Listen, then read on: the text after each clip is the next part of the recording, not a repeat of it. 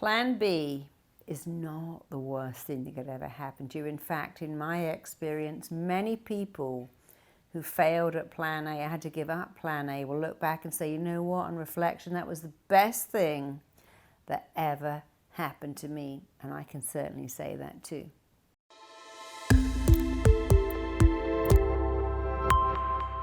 What is Plan B? Well, Plan B is when Plan A doesn't work out. I went to college and I was kicked out of college. My father was horrified. I was very upset. Looking back, it is the best thing that ever happened to me, or at least one of them.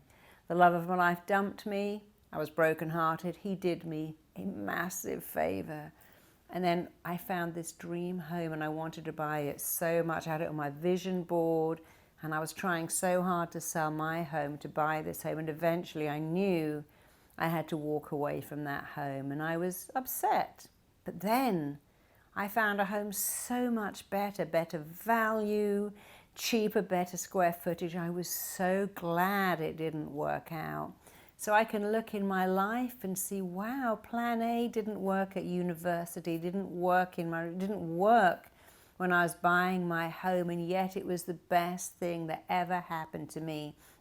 Many, many years ago as a personal trainer, and I went to America to make a video, and to make a long story short, the girl I left teaching my classes kind of lied and said I wasn't coming back, and they gave all my classes to her, and I was like, I came back from America to the job I love, and they're like, oh no, we've taken all your slots, really sorry, but if you like, you can come and do the graveyard slot. And I'm like, I am not competing against my own classes. So I thought, no, I'm not going to do that. So I went to another gym, walked in and went, hey, I was the best trainer at Pineapple Studios. And they went, so glad you're here. Our best trainer has just gone to work for Princess Diana. Would you like all her slots? I'm like, would I?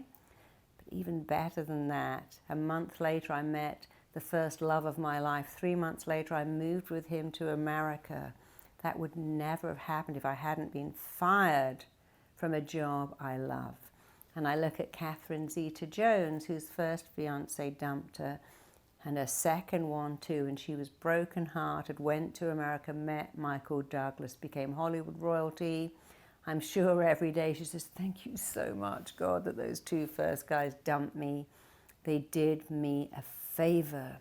So look at Plan B. What does that mean? It means my career is not working out. My relationship is not working out. I'm not living where I want to live. But it's okay. I see so many women who come in and go, well, you know, my marriage has failed. And I feel like if I'm like, look, you're 27. That's the starter marriage. It's like having a starter home. You learnt a lot, and now you can have a better marriage. Many times you go into a career and think, this career isn't for me. It doesn't make my heart sing.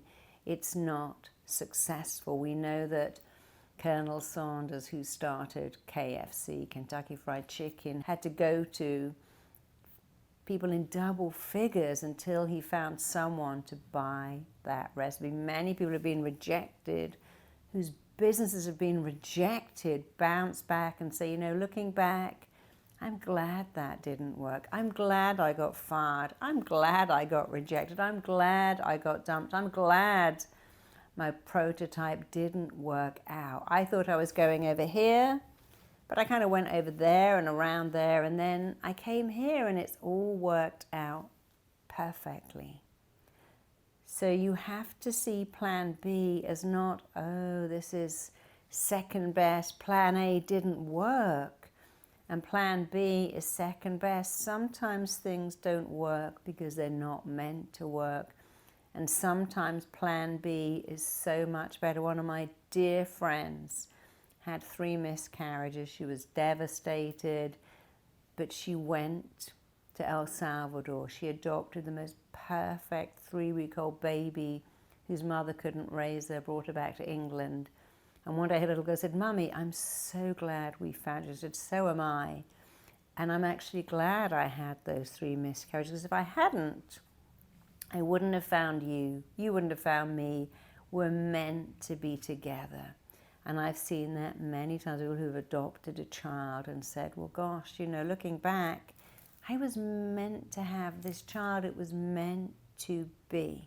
I've had several people come to train with me who said, you know, I wanted to be a doctor. That was plan A. I went to medical school, but it was so hard, so difficult. The hours were unbearable. They didn't fit in with being a parent.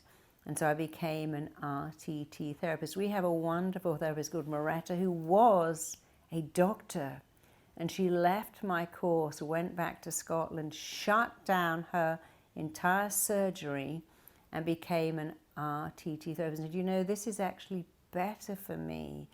I've always wanted to help clients really quickly. I don't want to prescribe medication. I had someone in the police force who said, I went into the police force to make a difference. Of course they did. What happened is I was locking up people with mental illnesses, alcoholics, drug addicts, and I didn't feel I was making a difference. And I heard about you. I trained with you. I planned to actually use your training within the police force, but I actually left the police force, and now I have an amazing career. I have another guy I trained 2 years ago, a police officer who was suicidal and has now left the police force and has got an amazing career as a therapist. We've had so many people who've said, you know, I wanted to do this in my career, but my career would not let me embrace my calling. Law enforcement has rules. Being a doctor, of course, has rules. Being a psychiatrist has rules, but in RTT there are still rules, but there's more flexibility. I trained a psychiatrist recently out in LA who said, this is so incredible.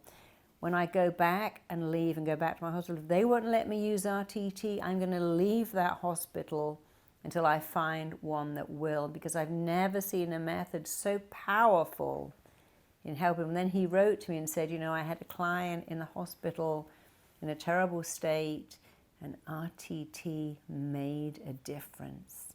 So it's so exciting, people that train for one career. I wanted to be in law, I wanted to be in medicine, I wanted to be a vet. I wanted to be something, but I didn't have the money to pursue that career. I couldn't pass the exams. When I got that career, it was exhausting. But then I found RTT and realized, well, I can still make a difference, still make people better, still help people. And finally, I can do it in a way that makes my heart sing while I'm making my clients' hearts sing too. So if you want a new career, particularly a career where you can work your own hours, charge your own fees, but best of all, make a difference and do something really valuable, then I invite you to click the link below, watch my career-changing webinar, knowing that you can do what I do. If you enjoyed that video, check out the next one right here. You can also click the link below right here for your free gift. The difference between success and failure is often nothing more than this. People who have success also have self-discipline.